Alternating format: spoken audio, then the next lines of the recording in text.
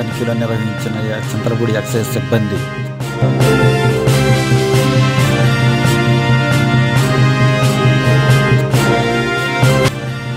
Litre నాటుసారా స్వాధీనం.